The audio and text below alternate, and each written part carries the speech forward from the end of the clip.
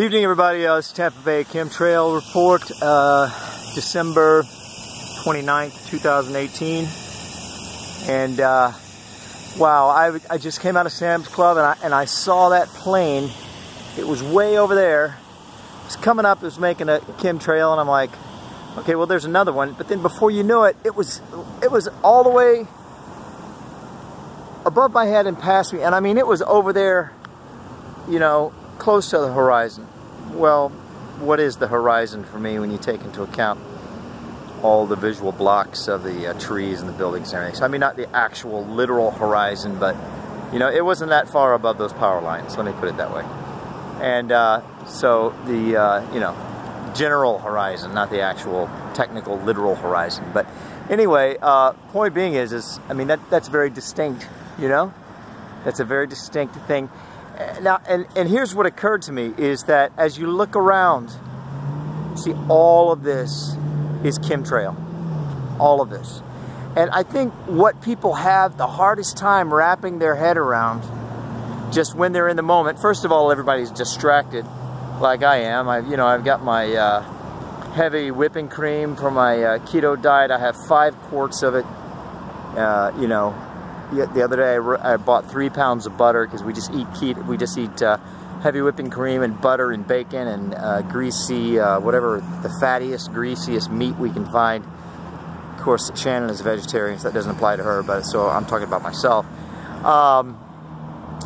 And we're distracted. You know, I've got my heavy whipping cream, I've got my blackberries, I've got my ground beef for the dogs, for the geriatric, ailing, sick dogs that Shannon takes meticulous care of, amazing care. I should take as good a care of myself as she takes care of those dogs. But anyway, another story. So we're all distracted, right? And we just see this stuff and we're like, there's another plane. Those crazy people on the internet say those are chemtrails. Look, it's just a contrail. It's just water vapor. Look at it. Those people. No, we don't. But see, we don't even go that far. That's my whole point. We're distracted. We see it. And we're like, okay, whatever. There's a plane with a contrail, right? So we don't even think about it. And if you were to try to suggest to somebody that if it were not for chemtrails, that this would be a perfectly clear sky, if you will try to suggest that to me, they would think you're crazy. But it's pretty obvious on a day like today, when you can see the extreme linear patterns in all of these clouds and the varying ages of these chemtrails. Like for example, that one I just saw being laid down. So that one's brand new. It's undeniable that it came out of a plane. This one right here, nobody would deny that that came out of a plane. Now when you start to get to that one over there, right, people would say, it could be a cloud bank, could be a plane. But I guarantee you that came out of a plane. I guarantee you that all of this came out of a plane. And that if it were not for these planes purposely polluting the sky, intentionally, methodically, polluting the sky with strontium, aluminum, and barium to block out the sun, to save the earth, to whatever they're doing, kill the trees, kill the earth, you know, whatever. If it were not for these planes, this would be a perfectly clear sky today.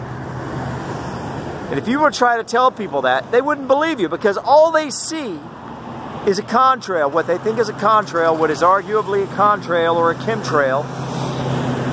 That's all they see, and that's it. They don't sit there and stare at them for an hour and watch them go from that to that, because they don't have time and they're not that interested. But look at what you're missing if you don't take the time and show the interest. You're missing that turn in to that. And if you were convinced in and of yourself that that really does turn into that, then you might start to have a different opinion about things. Or that turns into that. You might start to have a different opinion about things. And you might stop calling things crazy that you currently call crazy. Now, I will express a concern of my own about this idea. And that is that, for example, now look at that thing right there. you could argue that that thing is not turning into that. You could argue that that thing right there is actually just dissipating. It's disappearing. And I've noticed that on several occasions, that these things, they get laid down and they do not turn into, for example, that. They just simply disappear. I don't know what the answer to that is. I have seen them. I have seen that. Let me see. Let me go back. I have seen that turn into that. I have seen that actually happen. But I've also seen that, which was really dark a few seconds ago, and now it's just dissipating, it's just disappearing, you know. So I don't know what the answer to that is. The sun is going down beneath the horizon, so maybe it's there, but just because of the angle of the light, we can't see it. I don't know. But there is a glassy, not glassy, but like a mossy, not exactly mossy, like a cottony haze over the entire sky, you know?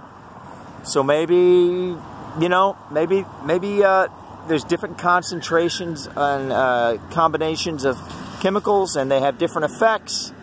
They do different things. Maybe atmospheric conditions affect the, the effectiveness of the spray. Maybe they really are contrails. See, I can't see that personally. But anyway, maybe they are. Let's just keep every option open. And maybe they do just disappear because they're water vapor. But, you know, seriously, man. I have hard trouble with that, obviously. But anyway, now you can see the sky is getting darker, and that is completely disappearing. So I'm leaning towards light in this case as to why that's disappearing. But, you know, who knows, man? Who knows? But all the way over there, it's just crazy, like cotton, like a pollution blanket, basically. You know? And obviously when you're looking straight up, you're looking at less atmosphere, depth-wise, than when you're looking at an angle, say 30%. You're looking at more atmosphere. So depth-wise. So the more atmosphere you're looking at, the bigger effect, or the more noticeable the effect of whatever is in the atmosphere is going to be. You know, you can't, if you can see fog a foot in front of your face, or 3 feet, that is incredibly thick fog, right? So the depth of the atmosphere plays a role in how noticeable, the perceptible effect of whatever it is you're looking at. All right, I'm rambling now, but that was pretty cool. I come out, see that plane over there laying it, and then a few seconds later, I mean, that thing was hauling butt, man. I mean, because in plane distance, in airplane distance, you know, that's like probably the other end of the county, and that's the other end of the, I mean, it went from one end of the county to the other end of the county in like 2 minutes or something. I mean, I don't know. Anyway, God bless everybody. This is interesting stuff. At least I think it is. I hope you think it's interesting. Have a wonderful new year, and we'll talk to you later. Bye.